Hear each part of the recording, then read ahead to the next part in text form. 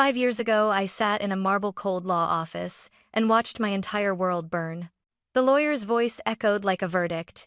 $2.1 billion to Margaret Hayes and the failing Carter dynamics to her daughter, Emily Carter. My stepmother smirked. My stepbrother laughed. They expected me to crumble under the weight of a dying company drowning in debt. They expected me to disappear. Instead, I rebuilt everything they tried to bury me with. Brick by brick, deal by deal. Now, Carter Dynamics stands taller than ever, strong, profitable, untouchable. I thought I had finally outrun the past. I thought the dead stayed dead. But last night, at 12:03 a.m., someone pounded on my penthouse door. When I opened it, rain poured in and so did a ghost, a trembling man, soaked, broken, and carrying a truth powerful enough to destroy everything I rebuilt. My father. The man I buried 5 years ago. I still remember the smell of that room, the sharp sting of leather, old paper, and something colder, metallic, like the taste of betrayal before it hits your tongue. I was 26, sitting at the far end of a long mahogany table, hands pressed together so tightly my knuckles turned white. Across from me, my stepmother, Margaret Hayes, lounged comfortably in a white blazer that probably cost more than my yearly salary. Next to her, her son, my stepbrother Dylan, scrolled through his phone, smirking like he already knew how the story would end. The lawyer, Patrick Grant, cleared his throat. "Shall we begin?" Margaret didn't look at me. She didn't have to. I could feel her satisfaction radiating across the table like a spotlight. Patrick opened the folder. "This is the last will and testament of Jonathan Carter, my father." My heartbeat stuttered once. He continued reading the preamble, dates, signatures, legal jargon, but none of that mattered. What mattered was the moment the room fell silent, the moment his voice shifted. "To my wife, Margaret Hayes Carter, I leave all liquid assets, all real estate properties, all investment portfolios and trusts, for a total value of," he paused, "approximately $2.1 billion. Dylan whistled under his breath, grinning. Margaret's lips twitched upward so slightly only someone who despised her as I did would notice. Patrick cleared his throat again. "And to my daughter, Emily Carter." I lifted my chin. "Here it comes. I leave full ownership of Carter Dynamics, including all liabilities, all outstanding debts, all pending lawsuits, and all remaining operational responsibilities." Silence. Then Dylan burst out laughing. "Oh my God, Dad actually did it. He dumped the corpse on you." Margaret placed a manicured hand over his arm, but her eyes were locked on mine, cold, victorious, merciless. "You're lucky, Emily," she said softly. "You always wanted responsibility. That company is weeks away from bankruptcy," Dylan added. "Even vultures don't want it." I swallowed, my throat burning. It felt unreal. Surreal. "Like watching someone else lose their life," Patrick asked. "Do you have any questions, Miss Carter?" "Yes. Why? Why would my father do this? Why would he hand them billions and leave me with a sinking ship?" But my voice refused to come out. My father was dead. The answers died with him. So instead, I rose to my feet, pushed my chair back, and said the only thing I could force past my lips. "No, I'm done here." Behind me, I heard Margaret's whisper, soft, poisonous. "She won't last a month." Outside, the air was cold, the sky gray, rain starting to fall in thin, cold needles. I stood on the courthouse steps with my hands trembling, my entire world collapsing inward. But collapse didn't mean surrender. I wiped my face, lifted my chin, and whispered to myself, "If you want me to drown, you should have thrown me into deeper water." And I walked away alone, humiliated, furious, but with a decision burning inside me so bright it hurt. I would rebuild what they tried to bury me with. I would turn that dying company into an empire, and one day, they would regret every laugh, every sneer, every word. They thought the will destroyed me. But that was the day I began to rise. 2 days after the will reading, I stood in front of the rusted iron gates of Carter Dynamics, the inheritance they dumped on me like a joke. The wind smelled like wet metal and old smoke. The company sign, once bold and polished, now hung crooked with half the letters missing. A security guard squinted at me. "You're Miss Carter?" I nodded. He hesitated. "Ma'am, I thought, well, Margaret said you wouldn't show up." Of course she did. Inside, the building was worse than I imagined. The lights flickered. Half the production line was shut down. Papers covered the floors. Phones rang endlessly with no one answering. Two workers shouted in Spanish about missing payroll. A shattered coffee pot lay on the ground. This wasn't a company. It was a graveyard wearing a badge. A woman in her 50s, hair frizzy with stress, rushed toward me. "Miss Carter, I didn't know you were visiting. I'm Laura, the operations manager. I'm so sorry for the chaos." "It's fine," I said, though nothing was fine. She laughed bitterly. "No, it's not. 3 executives quit last week. 2 lawsuits came in yesterday, and the bank called again this morning." Perfect. Exactly what Margaret and Dylan wanted. I entered the boardroom where 5 remaining board members sat gloomy like mourners. The oldest, Mr. Rowan, sighed deeply. "Emily, I'm sorry. Your father was a great man, but this company is finished. The best thing you can do is file for controlled bankruptcy. Preserve your dignity." "My dignity?" I repeated quietly. Rowan nodded. "There's no saving this place." I took a breath. A long, sharp, painful breath. "No," I said. "We're not filing anything." Rowan looked stunned. "Emily, this company isn't dead," I said firmly. "It's drowning, yes. But drowning means it's still alive. We're going to pull it back." A younger board member scoffed. "With what money? With what staff? With what miracle?" I didn't have answers. Not yet. But I had willpower and a fury that could burn cities. "I'm staying," I said. "Resign now if you want. But I'm fighting." Laura stared at me with wide eyes. Rowan exhaled slowly. No one resigned. Not yet. By noon, I was touring the production floor. Machines covered in dust, workers leaning on walls, exhausted, unsure whether to stay. A man approached mid-30s, grease on his hands, tired but sharp-eyed. "Miss Carter? I'm Carlos Medina, senior engineer." He extended his hand. I shook it. "How bad is it, Carlos?" He didn't sugarcoat. "We're weeks from shutting down. Parts are outdated. Clients don't trust us anymore." "But..." He paused, then said something no one else dared to. "If someone actually gave a damn, this place could rise again." I stared at him. "You think so?" He shrugged. "Fire the lazy execs. Replace the rotten suppliers. Modernize the product. It'll take blood, sweat, and probably your sanity. But yes, it's salvageable." For the first time that day, hope flickered. "Carlos," I said softly, "I'm giving a damn." His lips twitched. "Then I'm staying." By sunset, I moved into the office literally. Slept on the old leather couch, ordered takeout, spread every financial sheet across the floor. And as the building emptied, as silence swallowed the halls, I whispered to myself, "They wanted me to drown? Fine, I'll learn to breathe underwater." And that night, while the world slept, I planned the resurrection of Carter Dynamics. 1 sleepless hour at a time. 3 months. That's how long it took for me to realize rebuilding a dying company wasn't just hard, it was war. War with competitors. War with the banks. War with exhaustion. War with myself.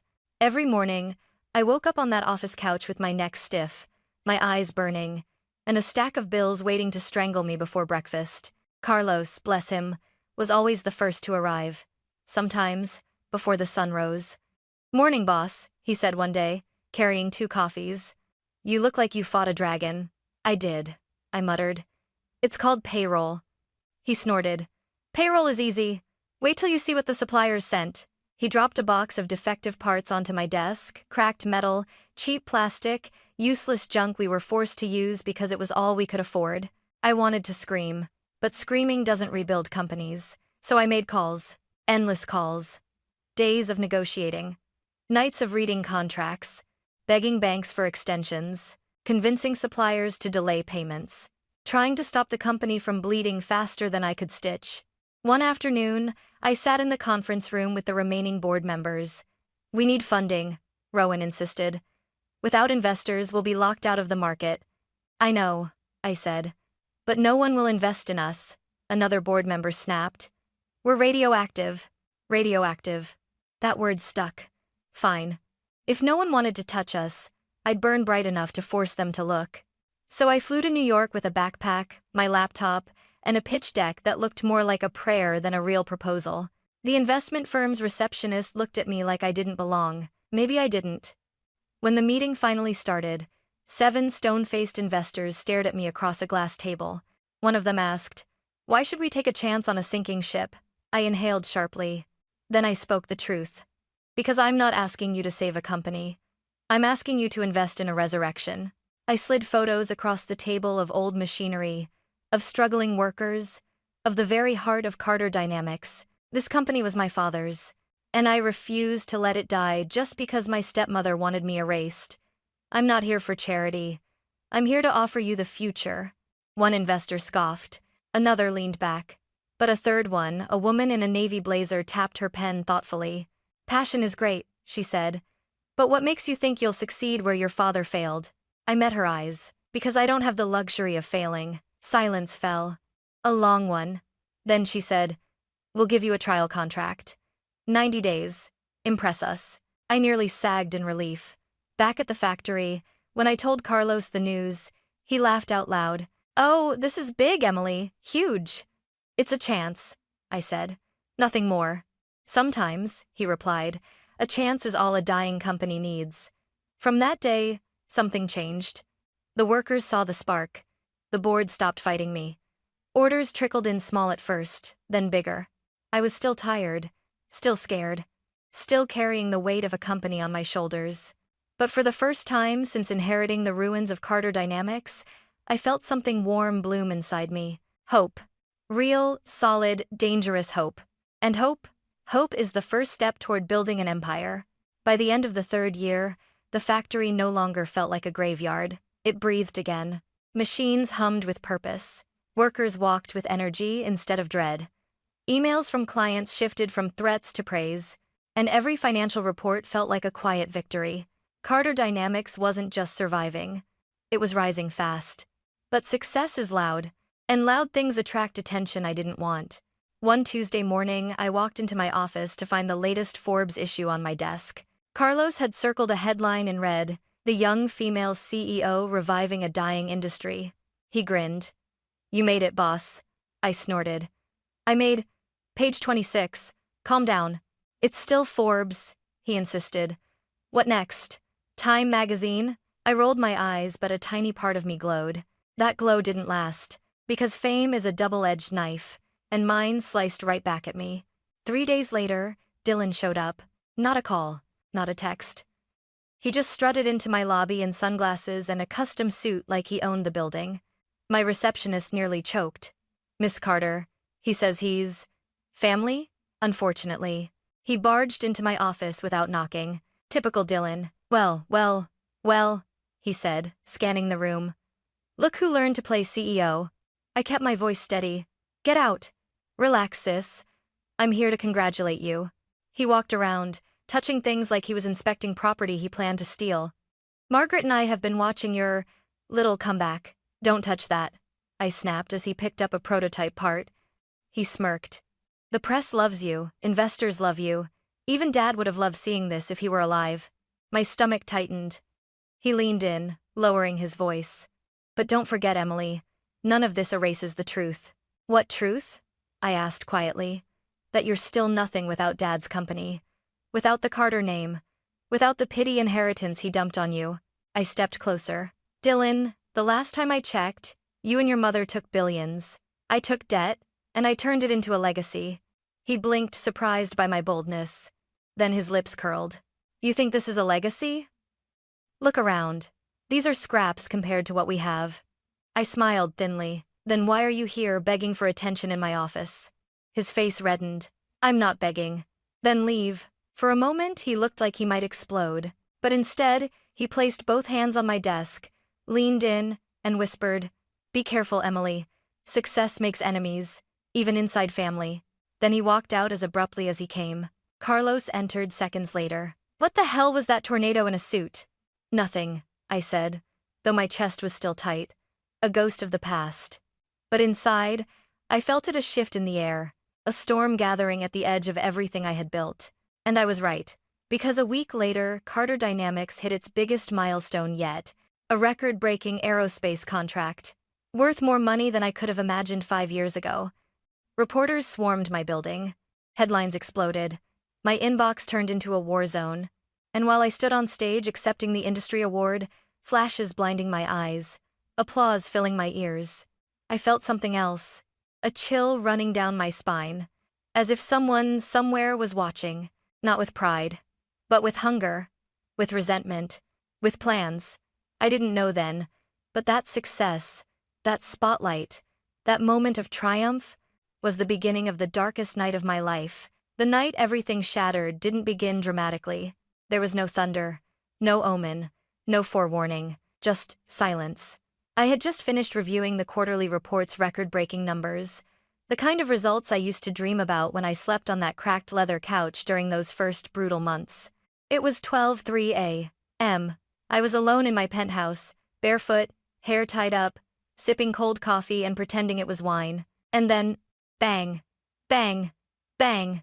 A violent knock shook the door so hard I froze. My first thought wasn't fear, it was annoyance. Who the hell comes to a CEO's penthouse past midnight? I set the mug down, walked to the door, and peered through the peephole. At first I saw only darkness. Then a face lifted. Soaked, pale, hollowed out. A man stood there, drenched from the storm outside, gripping the doorframe as if he would collapse. I felt my lungs turn to stone. No, it couldn't be. My fingers moved on their own, unlatching every lock. When the door swung open, rain spilled in like a wave and so did he. His lips trembled.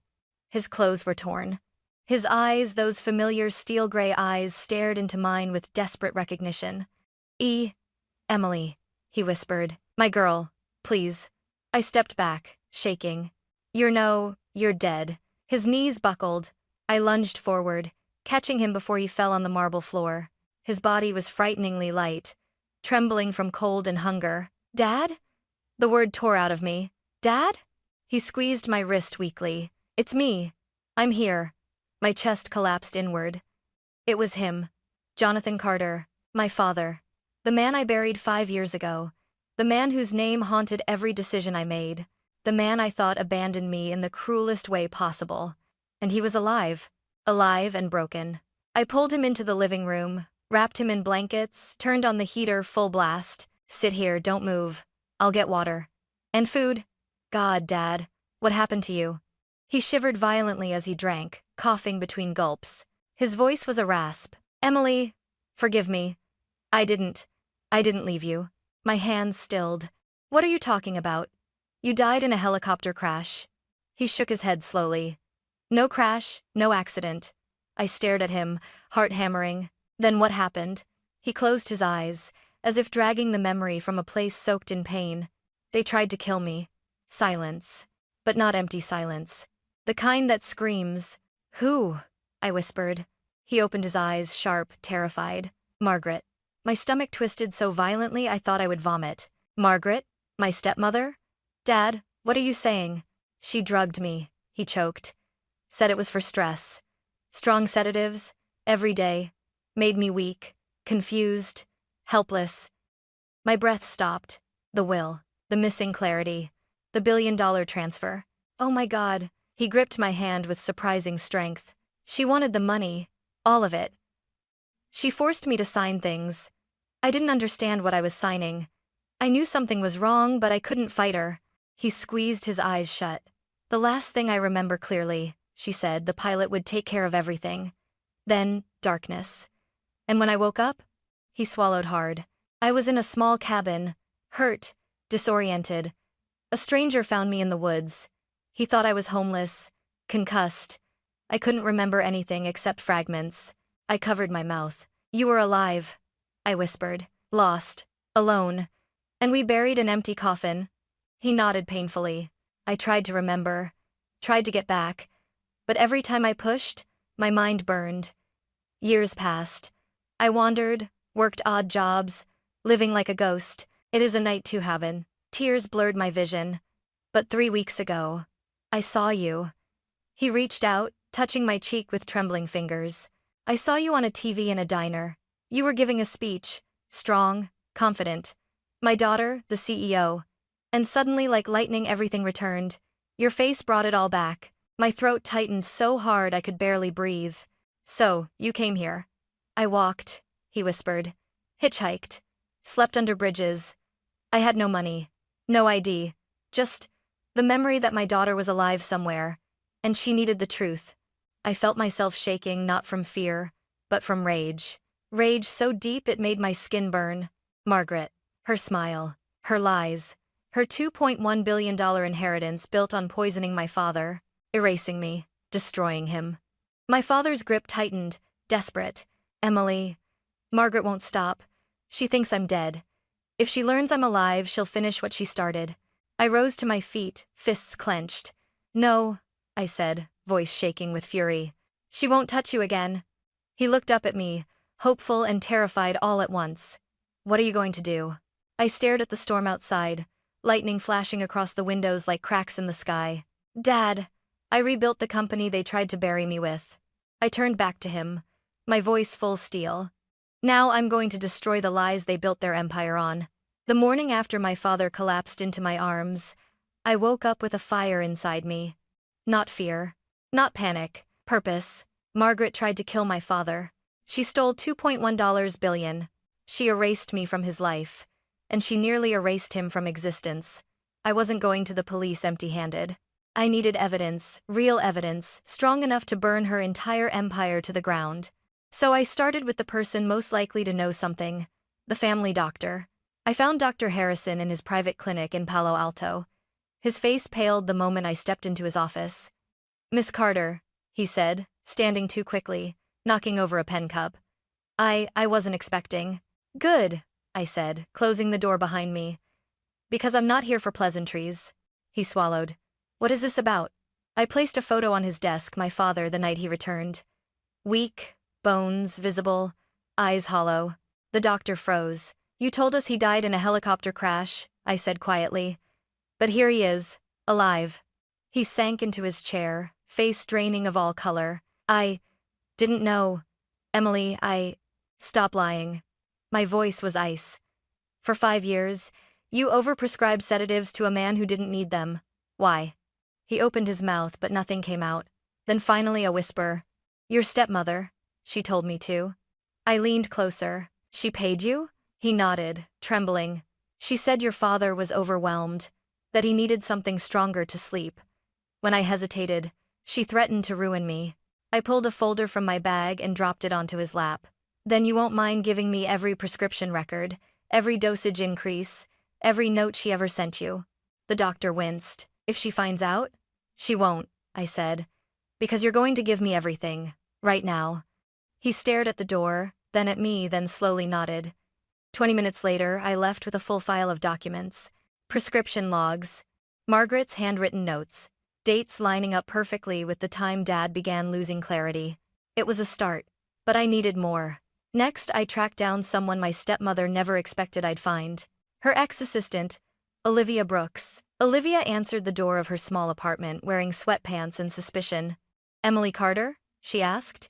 If you're here about Margaret, I swear I haven't worked for that woman in years. I know, I said. That's why I'm here.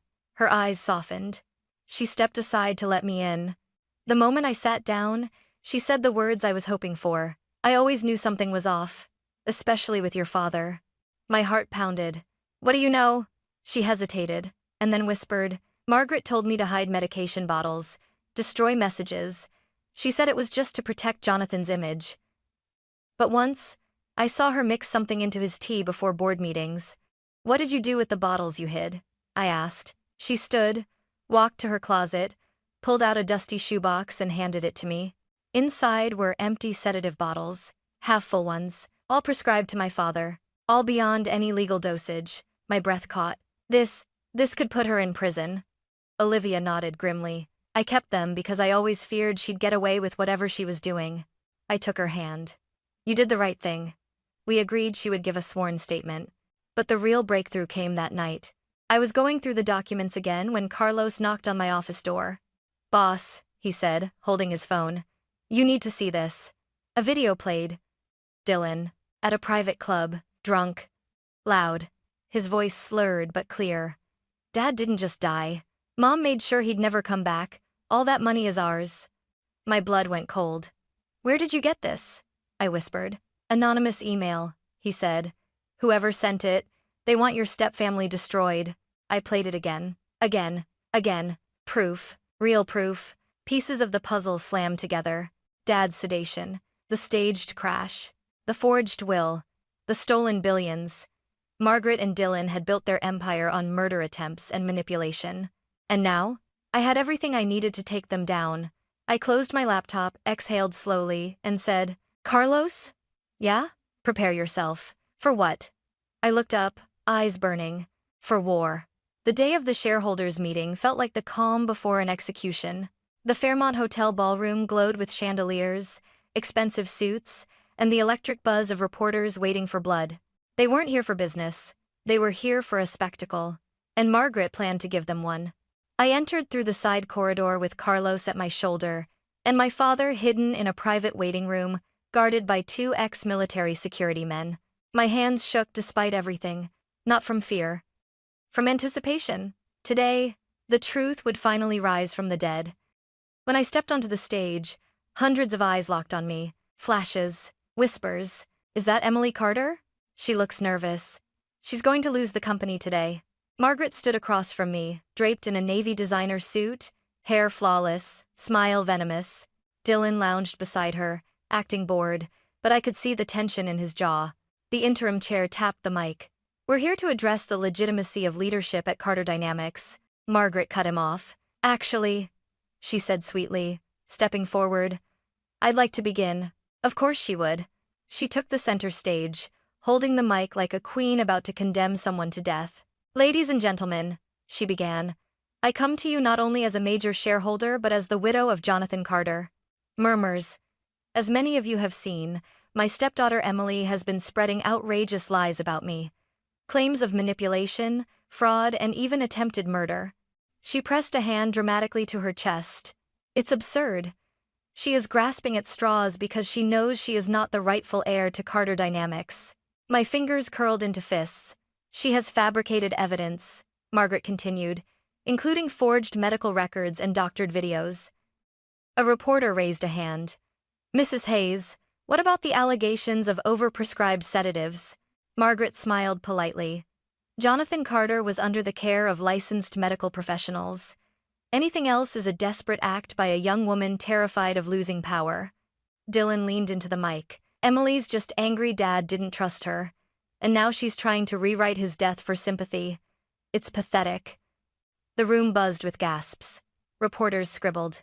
Shareholders whispered. My pulse roared in my ears. I stepped forward. "That's enough." Margaret turned, smiling like a wolf. "Oh? You finally want to speak, dear?" I held her gaze. "Yes. But first, let's clear one thing up." I nodded subtly to the back of the room. The ballroom doors slammed open. Gasps erupted immediately, one wave of shock sweeping the room. My father stepped inside, alive, walking slowly, supported by a cane, thinner, older, haunted, but undeniably alive. The room exploded. "Is that Jonathan Carter? He's alive? Call security, what is happening?" Margaret went white. Not pale, dead white. Her eyes bulged like she'd seen a ghost crawl straight out of the underworld. Dylan stumbled back, knocking into a chair. No, this isn't real. You died." My father approached the stage, breath trembling but voice steady. "I'm alive," he said into the mic, "and I'm here to tell the truth." The room fell into a perfect, terrified silence. He looked at Margaret not with anger, but with the grief of a man betrayed by the person he trusted most. "You drugged me," he said quietly. "You manipulated me into signing documents I could barely read. You isolated me, weakened me, and planned my death." Margaret's breath hitched. "Jonathan, please, don't," he snapped, and the sharpness of it sliced the air. Then I stepped in. I opened my laptop and hit play. Screens lit up around the ballroom, every monitor, every projector showing. The prescription logs. Margaret's handwriting. Dr. Harrison's confession. Olivia's statement. And then the final blow. Dylan's drunken admission. Mom made sure Dad would never come back. The room turned violent with outrage. "You monster!" someone shouted at Margaret. "Arrest them. They tried to kill Carter. This is criminal." Margaret's mask shattered. She grabbed Dylan's arm, trembling violently. "Dylan, say something. Do something." But Dylan was collapsing inward, panic all over his face. We're being set up, he shouted. Emily's framing us. This is fake. It's all fake. My father stepped closer. No, he said softly. The only fake thing here was the life you two tried to build on my grave. The room detonated with applause. Fierce, furious, vindicated applause. Margaret dropped to her knees, sobbing. Dylan backed away in horror as shareholders surged forward, demanding they be removed. Security took them by the arms. As they were dragged past me, Margaret hissed, "This isn't over." I met her eyes. "Yes," I said quietly. "It is." And for the first time in 5 years, I felt the weight of my father's absence finally begin to lift. 3 weeks after the shareholders' meeting, the world felt strangely quiet. Too quiet, like the air right after a storm that nearly tore everything apart. But the storm was over. The courts ruled swiftly. My father's death certificate was nullified. The will was invalidated. Every asset Margaret and Dylan had stolen was frozen, then reclaimed. The last time I saw them was outside the courthouse. Margaret in a wrinkled coat, makeup smudged from crying, begging her lawyer for a miracle. Dylan pacing like a trapped animal, muttering to himself. They didn't look rich, or powerful, or invincible. They looked small. The collapse of their empire was immediate. Partners cut ties. Banks demanded repayment. Reporters followed them like vultures. And for the first time in my life, I didn't feel hatred toward them, just emptiness. My father spent the next few weeks adjusting to life again, a real life, not the ghost state he had survived in for years. He stayed with me in the penthouse. The first morning, he made tea and burned it so badly the smoke alarm went off. I laughed harder than I had in years. He smiled sheepishly. "It'll take time to remember how to be normal," he said. I touched his arm. "We'll take that time together." Sometimes I found him staring out the window at the city lights, eyes heavy with guilt. "I should have protected you, Emily," he whispered once. "I failed." I shook my head. "You didn't fail. You survived. And you came back." He swallowed hard. "You deserved better." Maybe I did. But I wasn't that girl anymore, the one crying on courthouse steps while Margaret and Dylan laughed. I had built something stronger than money or revenge. I had built myself. Work at Carter Dynamics changed after that. The board no longer treated me like a young executive trying her luck. They treated me like what I had become. A leader. My name wasn't an afterthought anymore. It was a headline. A force. But late at night, when the city quieted and the adrenaline faded, I realized something. My victory wasn't destroying Margaret. It wasn't reclaiming billions. It wasn't even saving the company. My victory was choosing peace over hatred, rebuilding not just an empire but a life. A family of 2 people who had been broken and found their way back to each other. One evening, as I wheeled my father onto the balcony to watch the sunset over the bay, he squeezed my hand gently. "Emily," he said, voice thick with emotion, "you saved me." I smiled softly. "No," I whispered. "We saved each other." The sun dipped behind the skyline, painting gold over the city I had fought to rise in. A city that once swallowed me now bowed quietly at my feet. And as my father leaned his head on my shoulder, I realized they tried to bury me with a dying company, but all they did was plant a woman who refused to stay underground. To stay underground. To stay underground. To stay underground. To stay underground. To stay underground. To stay underground. To stay underground. To stay underground. To stay underground. To stay underground. To stay underground. To stay underground. To stay underground. To stay underground. To stay underground. To stay underground. To stay underground. To stay underground.